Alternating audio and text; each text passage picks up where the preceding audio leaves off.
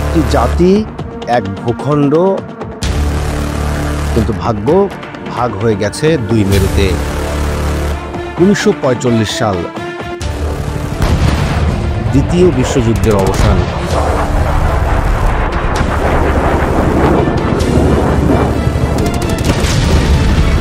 Japan হার মেনে নিলেও শান্তি কোরিয়ায় থিতু হতে পারল না। উত্তরটা গেল সোভিয়েত ইউনিয়নের হাতে আর দক্ষিণটা গেল আমেরিকার কাঁধে। এক ভূখণ্ডে জন্ম নিল দুই পৃথিবী। উত্তরে কিম ইল সাং, দক্ষিণে লি সিন মান। তারা কেউ কাউকে মানে না, তারা কেউ চায় না ভাগ হয়ে থাকা, তারা চায় পুরো কোরিয়া নিজের পতাকার নিচে। 25 জুন 1950 সাল, একটা নিঃশব্দ ভোরে আগুন ছড়িয়ে পড়ে সীমান্তে। উত্তর কোরিয়ার সেনারা ঝাঁপিয়ে পড়ে দক্ষিণে। সেওল এক সপ্তাহেই হাতছাড়া। দক্ষিণ কোরিয়া তখন কেবল টিকিয়ে রেখেছে ছোট্ট একটা শহর পুসান, যেখানে শেষ কণ্ঠে বলছে আমরা এখনো হারিনি। তখনই আগমন ঘটে একজন কৌশলবিদের, general Douglas MacArthur.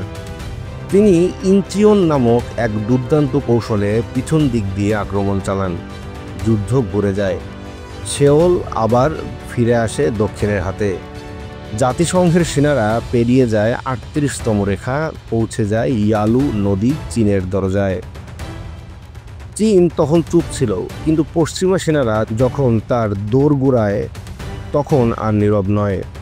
Lakh lakh চীনা স্বেচ্ছাসেবী সৈন্য রাতের আধারে কোরিয়ায় ঢুকে পড়ে। তাদের একটাই মন্ত্র, পিছু হটা নয়, প্রতিশোধ। সেওল আবারও হাতছাড়া হয়, যুদ্ধ আবারও মোড় নেয়। 1951 সাল থেকে 1953 সাল, যুদ্ধ তখন পরিণত হয়েছে এক যান্ত্রিক মৃত্যুর খেলায়। সেনারা লড়ছে পাহাড়ে, বরফে, পরীক্ষায়।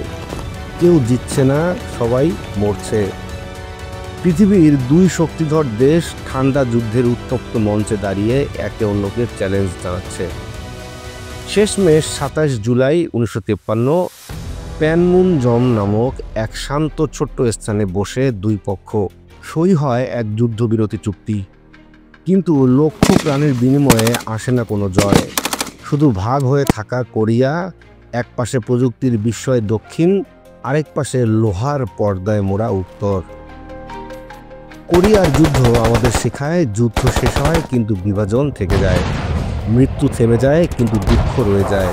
আর ইতিহাস, সে শুধু স্মরণ করিয়ে দেয় একটা আগুনের গল্প, যেটা শুরু হয়েছিল কিন্তু কখনো পুরোপুরি শেষ হয়নি।